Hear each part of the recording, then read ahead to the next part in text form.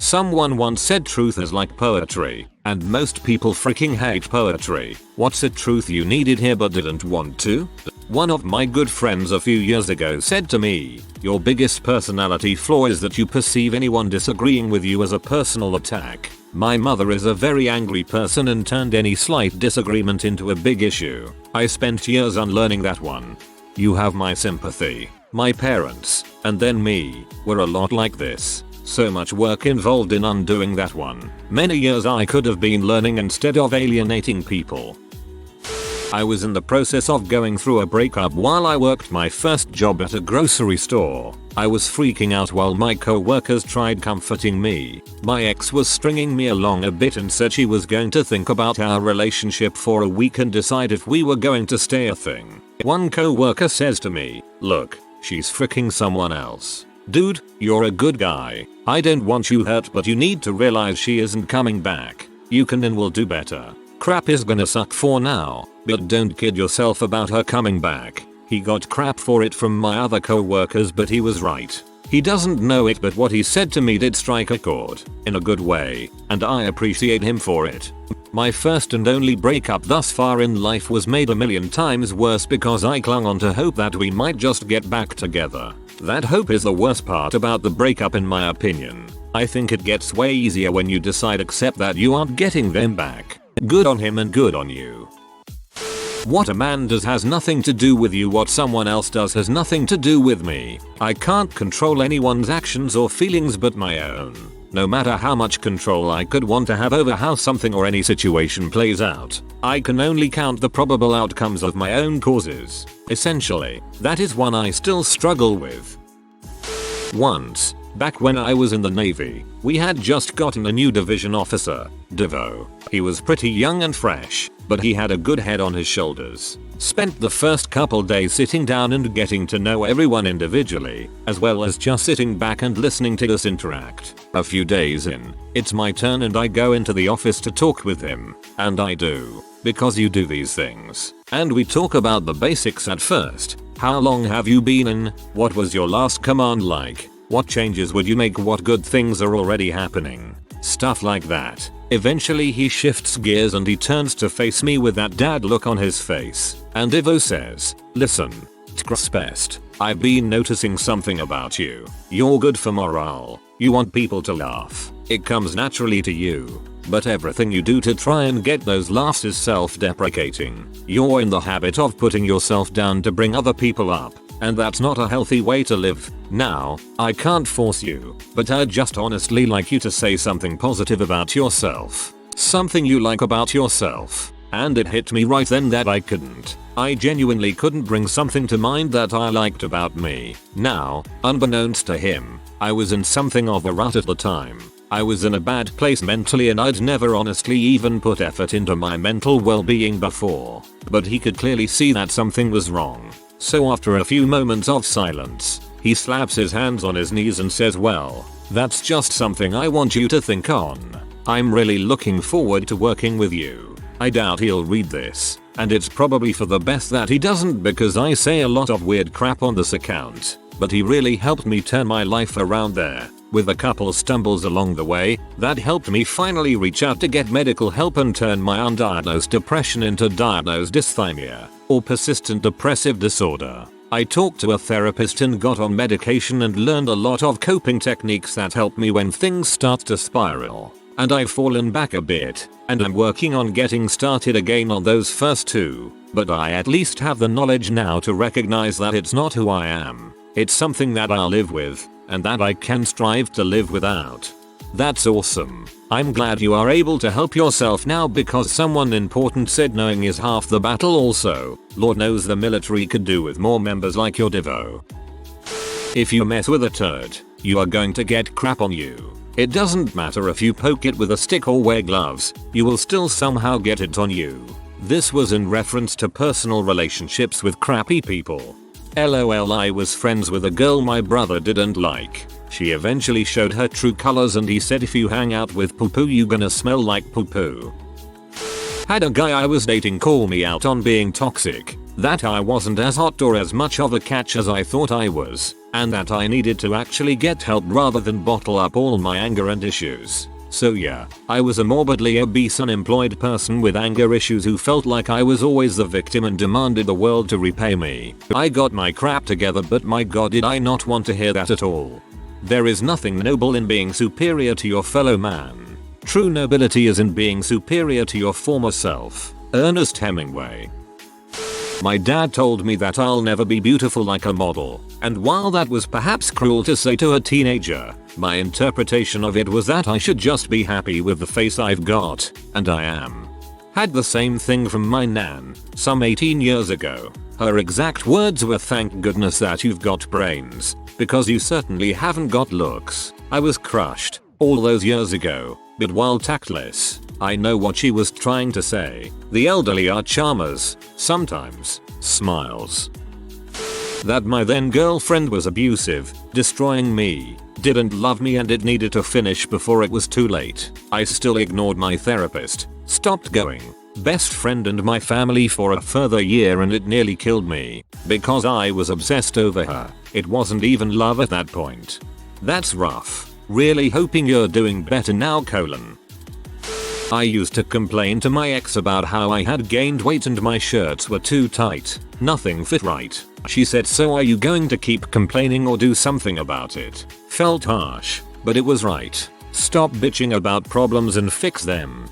My wife and I have the same problem. Complain about weight gain, call each other out, then do nothing.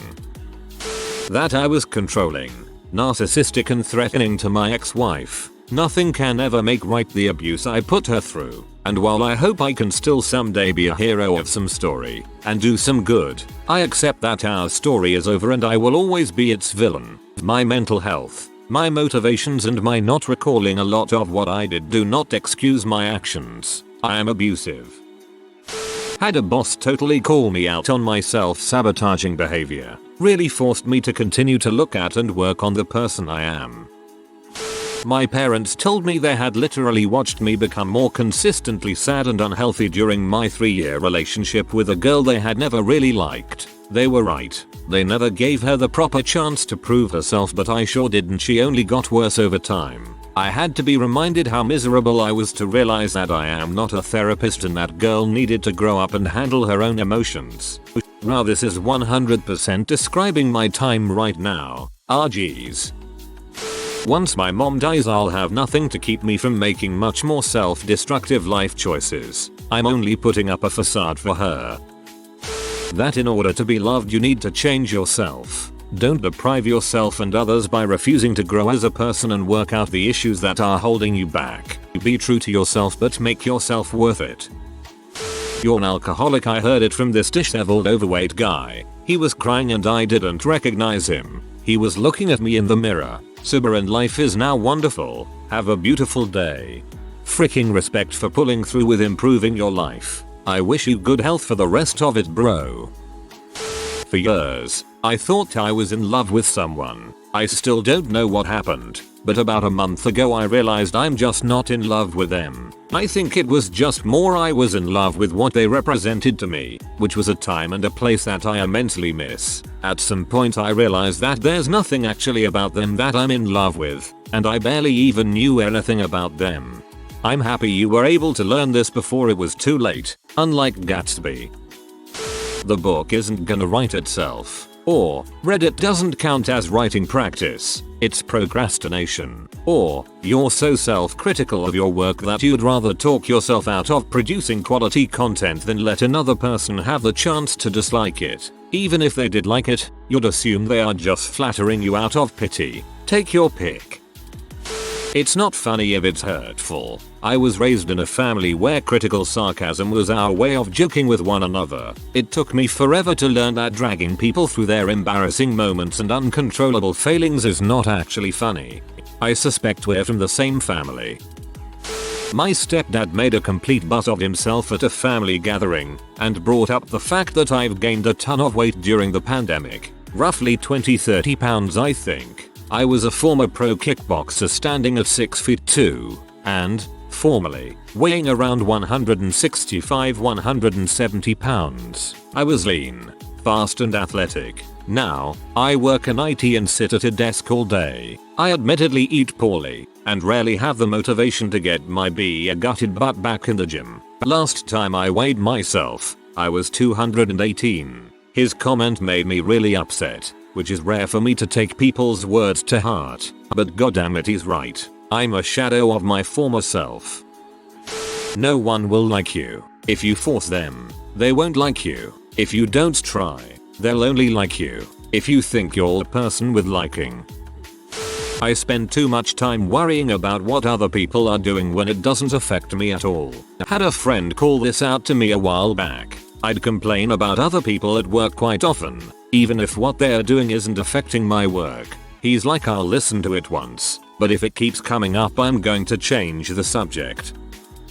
My sister basically yelled me about 3 months after my husband left me. Get off your butt and get your head on and start living your life. He left you but your kids need you now. Hated her for a few days but knew she was right. That was 12 years ago. Took me 6 years to finally get all my act together, but I grew up and have been at my job for 6 years. Love working, doing what I do and providing a stable home for my kids. That I was pushing the internal pressure I put on myself out onto others and holding them to too high standards. It stung a little, but it's helping me to slowly let go of that pressure on myself and others. It's true what they say, you can't love anyone else until you love yourself. Your internal world will always mirror outwards. I'm actually not that sympathetic and likable like I thought I am. Somebody told me this and it hurt, but it also helped me developing self-awareness. Also, I learned to approach people slightly different than before. That voice is so annoying. You're 9 years old now, said my mother when I had the same exact voice from when I was baby for 9 years. So I forced myself to develop a voice. I don't have a single resting voice, just a bunch of default options. And now I'm a voice actor. When I was like 7 I would sing really loud in the shower because I thought I was a good singer, and then one day my older brother told me that I sounded really bad. LOL, it's okay. It didn't hurt my feelings and I still sing in the shower. I just thought it was funny, but I appreciate the concern. She said to listen, a truth she'd speak. I leaned in close. My interest peaked. You don't earn cash, or cook, or clean. I stayed real quiet. Her words, so mean. You play on computer, you live with mom, all day long, cheatus you nom. I'm leaving you, and Uber she dialed. That day I learned, I am man-child. This is poetry that most people like.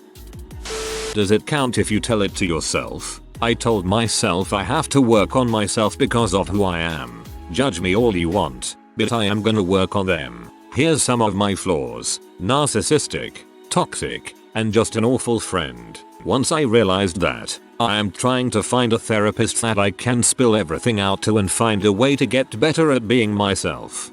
Remember, it's better to find a good therapist quickly than it is to wait for the perfect therapist. And if a therapist isn't good for you, you can switch. Every therapist is different.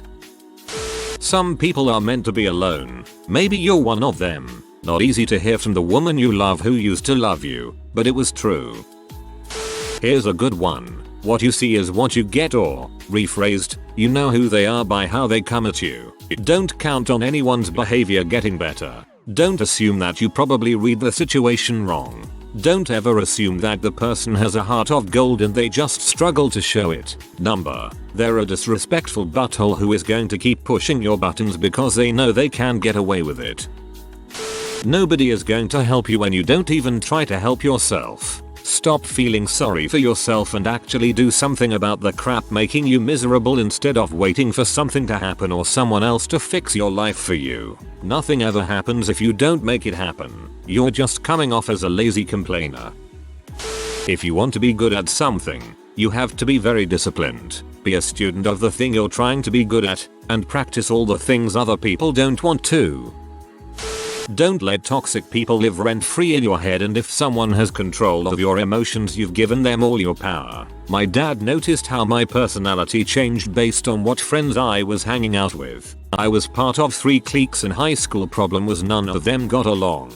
Jocks, brains, and losers. Burnout skids. My dad told me to consider who made me happy. not who I was expected by others to be friends with. I was smart and my family was athletic. I was so caught up in everyone liking me that I lost me. The only people I still talk to 20 years later are the losers because we were all genuine with each other and didn't have to pretend to fit in.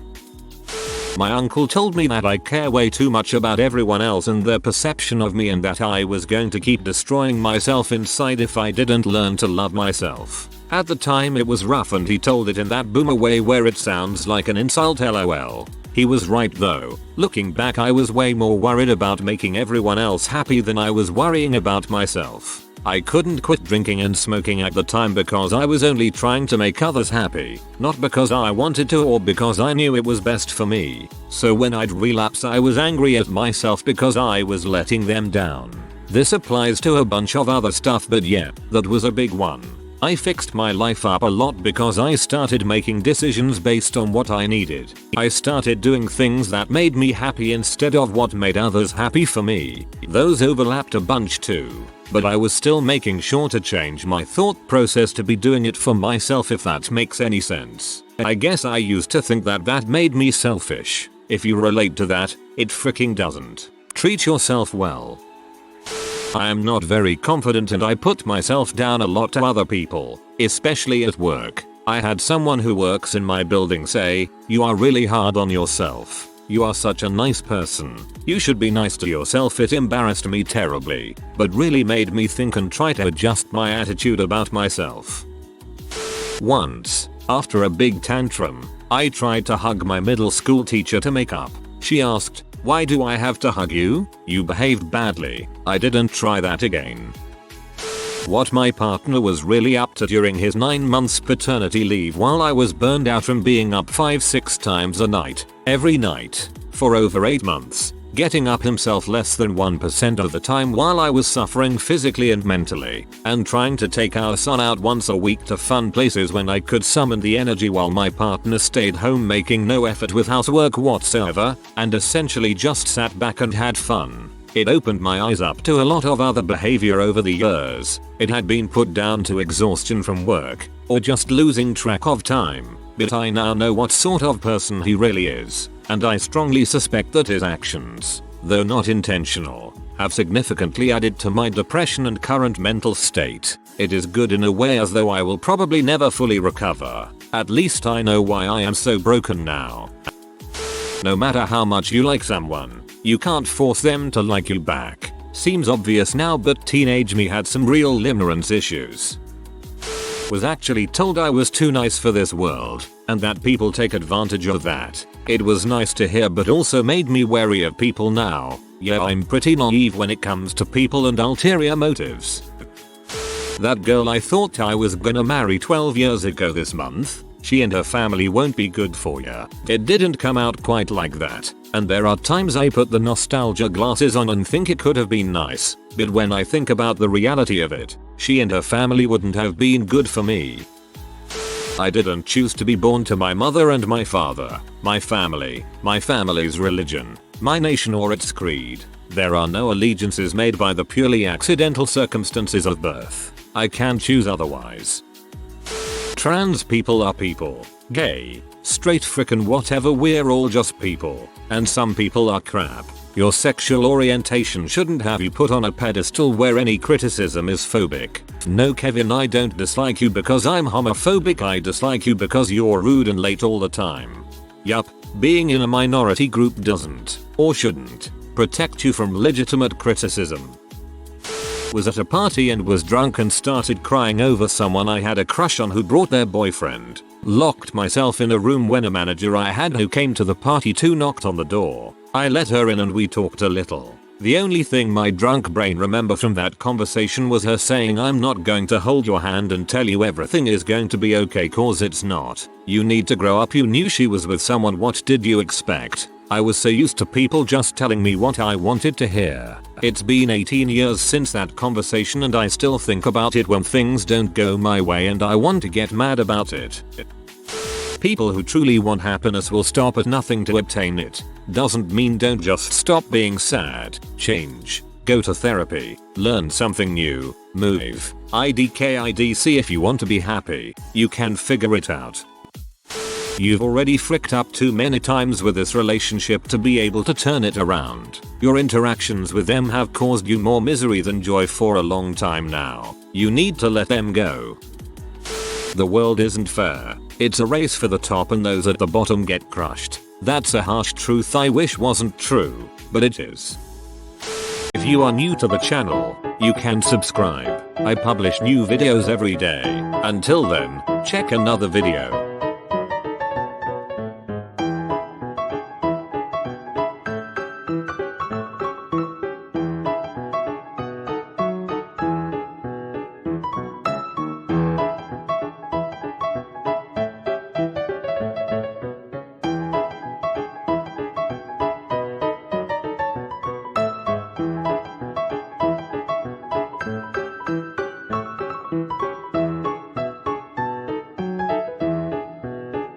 Bye for now.